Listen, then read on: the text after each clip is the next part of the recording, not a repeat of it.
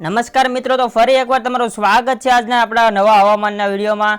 તો મિત્રો, આજનો વિડીયો આપણે સંપૂર્ણ આગાહી સહિત લઈને આવી ચૂક્યા છીએ। તો કયા કયા જિલ્લા અને કયા કયા તાલુકામાં વરસાદ પડવાની આજે સંભાવના છે તે સંપૂર્ણ આજના વિડીયોમાં આપણે જોવાના છીએ। તો વિડીયોમાં એન્ડ સુધી બન્યા રહેજો। વિડીયોને સુધી લાઇક ન કરી તો મિત્રો જલ્દીથી વિડીયોને લાઇક કરી દો, ચેનલ ઉપર નવા તો જલ્દીથી સબસ્ક્રાઇબ કરી દો અને બાજુમાં બેલ બટન પણ મિત્રો દબાવી દેજો।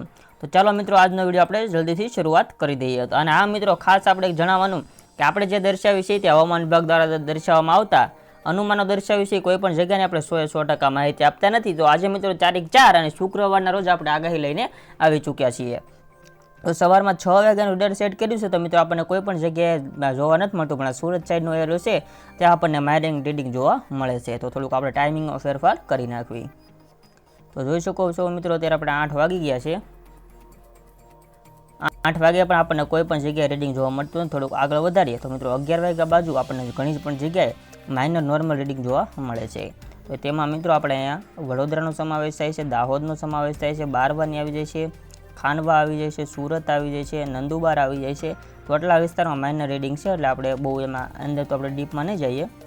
તો બે બાજુ જોઈએ તો મિત્રો 2 વાગ્યા સુધી પણ મિત્રો તો આ મિત્રો સૌરાષ્ટ્રનો થોડોક એરિયો છે, જે અહીંયા ભાવનગર આવી જાય છે, વેરાવળ છે, પછી અંદર આપણે જોઈએ તો કયા કયાનો સમાવેશ થાય છે। તો મિત્રો એમાં આપણે અલંગ આવી જાય છે, ભાવનગર, મહુવા, પછી નીચે ઉના, પછી અહીં આવી જાય છે વેરાવળ, પછી અહીં આવી જાય છે નવાપુર। તો આટલા એરિયામાં આપણે મિત્રો વાદળછાયું વાતાવરણ જોવા મળી શકે છે અને ભારે વરસાદની તો મિત્રો કોઈ પણ જગ્યાએ અત્યારે આગાહી કરવામાં આવતી નથી। 5 વાગ્યામાં પણ મિત્રો તે જ વિસ્તારમાં આપણને મિત્રો વરસાદ જોવા મળી શકે છે। જ્યારે મિત્રો ઉત્તર ગુજરાત અને કચ્છની વાત કરીએ તો આપણને કચ્છમાં પણ કોઈ પણ જગ્યાએ વરસાદ નથી જોવા મળતો અને ઉત્તર ગુજરાતમાં પણ કોઈ જગ્યાએ વરસાદ જોવા મળતો નથી।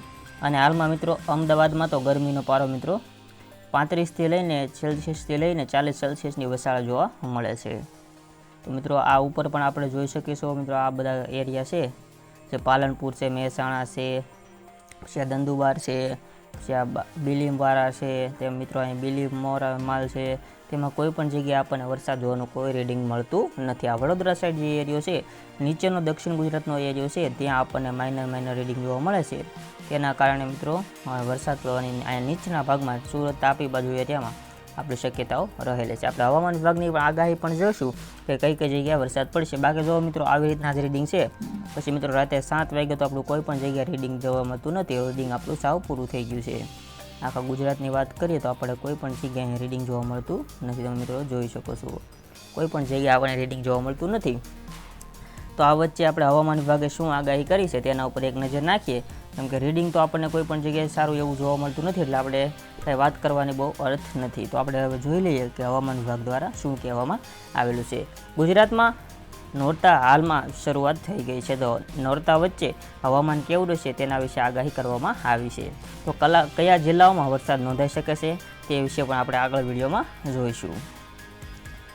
તો હવામાન વિભાગના આગાહી દર્શાવ્યા પ્રમાણે આજે શુક્રવાર અને 4 ઓક્ટોબરના રોજ તથા 5મી ઓક્ટોબર 2ની મિત્રો બે જગ્યાએ આગાહી છે। રોજ 6 જિલ્લાઓમાં વરસાદ પડવાની શક્યતા રહેલી છે। હવામાન વિભાગે જણાવ્યું છે કે દક્ષિણ ગુજરાતના નર્મદા, સુરત, તાપી, ડાંગ, નવસારી, વલસાડ જિલ્લાઓમાં તથા દમણ અને દાદરાનગર હવેલીમાં છૂટાછવાયા સ્થળો પર ગાજવીજ સાથે હળવાશથી મધ્ય વરસાદની આગાહી કરવામાં આવી રહી છે। આ ઉપરાંત કોઈપણ જિલ્લા માટે વરસાદની કોઈ પણ મિત્રો વોર્નિંગ નથી, એટલે કે જે આ આપણો એરિયો છે, આ મિત્રો આપણે સવારમાં રીડિંગ પણ આપણે જોઈ શકીએ છીએ, જે આ એરિયો છે નીચેનો એરિયો સુરતવાળો, અહીંથી આ એરિયામાં જ મોસ્ટ ઓફ હમણાં થોડા દિવસોમાં આગાહી જોવા મળે છે। બાકી મિત્રો આપણને કોઈ પણ જગ્યાએ હાલમાં આગાહી બીજા જિલ્લામાં નથી। અહીંયા જે 6 જિલ્લા છે તેમાં મિત્રો આપણને આગાહી કરવામાં આવી છે।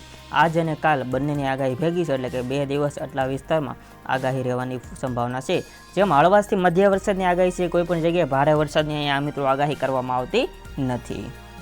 તો આગળ જોઈએ મિત્રો, હવામાન વિભાગે આપેલા મેપ પ્રમાણે 6 ઓક્ટોબરના રોજ મિત્રો આપણે જોઈએ ને તો કયા કયા જિલ્લાઓમાં પડવાની છે। તો જિલ્લામાં વરસાદ પડવાની શક્યતા છે તેના નામ આપણે વિડીયોમાં જોઈએ। તો હવામાન વિભાગે જણાવ્યું છે કે દક્ષિણ ગુજરાતના જે ડાંગ, નવસારી, વલસાડ જિલ્લામાં તથા દમણ દાદરાનગર હવેલીમાં છૂટાછવાયા સ્થળો પર ગાજવીજ સાથે હળવાશથી વરસાદની આગાહી આપવામાં આવેલી છે। આ ઉપરાંત કોઈપણ જિલ્લા માટે વરસાદની કોઈ વોર્નિંગ મિત્રો આપવાની નથી રહેતી।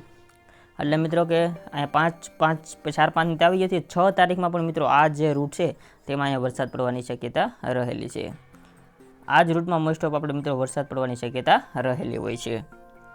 આગળ જો આપણે વિડીયોમાં વાત કરીએ તો હવામાન વિભાગે આપેલા મેપ પ્રમાણે 8 અને 9મી ઓક્ટોબરના રોજ કઈ કઈ જગ્યાએ વરસાદ પડી શકે છે. તો મિત્રો તેમાં પણ દક્ષિણ ગુજરાતના વલસાડ જિલ્લામાં તથા દમણ અને નગર હવેલીમાં છૂટા સ્થળો પર વરસાદ ગાજવીજ સાથે પડવાની શક્યતા રહેલી છે. આ ઉપરાંત કોઈપણ જગ્યાએ વોર્નિંગ કે એલર્ટ આપવામાં આવતું નથી મિત્રો. તો તેમાં પણ મિત્રો થોડા દિવસથી આ જ બધા વિસ્તારોમાં આપણને આગાહી આપવામાં આવી રહી છે. જે સુરત સાઈડ એરિયો નથી પણ આ ભરૂચ સાઈડ એરિયો આવી જાય છે. ભાઈ ભરૂચને મિત્રો નથી ગણતો, જે આ ખંભાત સાઈડ, અમોડા સાઈડ, પછી આ વલસાડ સાઈડ મિત્રો એરિયો આવી જાય છે ને. વલસાડ છે, આ સિવાસા છે, પછી નાસિક છે, તે આ બધા વિસ્તારમાં મિત્રો વરસાદ પડી શકે છે. આ વચ્ચે આપણે મિત્રો જોઈએ ને તો હાલમાં જો મિત્રો આ આપણું છે મિત્રો અહીંયા કેવી ભયાનક સિસ્ટમ બાંગ્લાદેશને અને મિત્રો આપણું જે આ છે આ બધા રાજ્યો તેમાં આપણે મિત્રો કેવી ભયાનક સિસ્ટમ છે તેની અસર આપણા ગુજરાત તરફ આવશે કે નહીં. તો મિત્રો આ જોઈ શકો છો અહીંયા રેડ એલર્ટ બધે આપેલું છે. જે બાંગ્લાદેશ બાજુ જો મિત્રો જોઈ શકો છો તમે અહીંયા બાંગ્લાદેશ છે, જે આપણું આ એરિયો બધો આપણો હશે. તો આ એરિયામાં આપણે જોઈએ તો અંદર કયાનો સમાવેશ થાય છે. તો મિત્રો આ જે છે એ જીવી ખાર, પછી આવી જાય છે દિબ્રુગઢ, ભૂમિલર, પછી સિંચન, પછી આવી જાય છે ગ્વારિતા. આ બધા વિસ્તારમાં કેવો ભયાનક વરસાદ પડવાની સંભાવના રહેલી છે. તો મિત્રો જોઈ શકો છો તમે આપણે ગુજરાતમાં અને આપણે જે આ રૂટ છે દરિયા કિનારાનો રૂટ જ્યાં બધે માઇનર રીડિંગ આપવામાં આવી રહ્યું છે.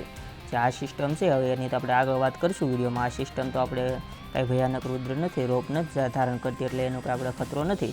પણ જ્યાં મિત્રો આ સુરત સાઈડથી જે વલસાડ સાઈડનો એરિયો છે, જે આ દરિયા કિનારો છે ને મિત્રો તે આખો સક્રિય જોવા મળી રહ્યો છે. અને તેના કારણે સૌરાષ્ટ્રના આ વિભાગમાં પણ આપણે અસર જોવા મળી શકે છે. તો મિત્રો જોઈ શકો છો જે આ એરિયો છે ને તેમાં સતત આ દરિયા કિનારે આપણે બધી જગ્યાએ વરસાદ નીચે ઊંધી જોવા મળે છે આખા ભારતના મેપમાં. તો આ વચ્ચે જોઈ લઈએ કે મિત્રો કોઈ મોટું વાવાઝોડું કે એની મિત્રો આપણા ગુજરાત તરફ ખતરો છે કે નહીં. તો તેના વિશે પર એક નજર જોઈ લઈએ આપણે. તો મિત્રો બાંગ્લાદેશની જે આ સિસ્ટમ સક્રિય હતી તે મિત્રો ખાલી વરસાદની સિસ્ટમ સક્રિય છે. આપણને અહીંયા કોઈ પણ વાવાઝોડાનો તે બાજુ ખતરો નથી, એટલે કે તેની અસર મિત્રો આપણે ગુજરાત તરફ કોઈ થવાની નથી. તો નીચેની સાઈડ જોઈ લઈએ તો મિત્રો નીચેની સાઈડ અહીંયા પવન છે મિત્રો, પવનની દિશા છે તે આવી રીતના આમ જાય છે, એટલે આપણે અત્યારે તો કોઈ પણ ખતરો નથી. જે આપણી સાઈડથી પવન આવે છે મિત્રો, આ સાઈડથી જે પવન આવે છે તે આ બાજુ આવી રીતના જાય છે. અને અમુક પવનો છે તે મિત્રો અહીંયા સીધા આપણને જોવા મળે છે, એટલે આપણે કોઈ પણ ગુજરાત તરફ અત્યારે વાવાઝોડાનો ખતરો જોવા મળતો નથી. તો મિત્રો તમે જોઈ શકો છો સ્ક્રીન ઉપર એકેય બાજુ આપણે વાવાઝોડાનો ખતરો જોવા મળતો નથી. આ બાજુ નથી, આ બાજુ પણ નથી, અને આ ઉપરની બાજુ પણ નથી. તો આજના વિડીયો મિત્રો આપણે જે સંપૂર્ણ આગાહી છે તે કવર કરી લીધી છે. કોઈપણ જગ્યાએ આપણે મોટો ખતરો ગુજરાત તરફ આવતો દેખાતો નથી. તો હવે આ વિડીયોનો એન્ડ કરવા જઈ રહ્યા છીએ. તો આ વિડીયો ગમ્યો તો લાઇક કરી દેજો, ચેનલ પર નવા સબસ્ક્રાઇબ કરી બાજુમાં બેલ બટન મિત્રો દબાવી દેજો. મળીએ આવા જ બીજા વિડીયો સાથે. જય હિન્દ, વંદે માતરમ.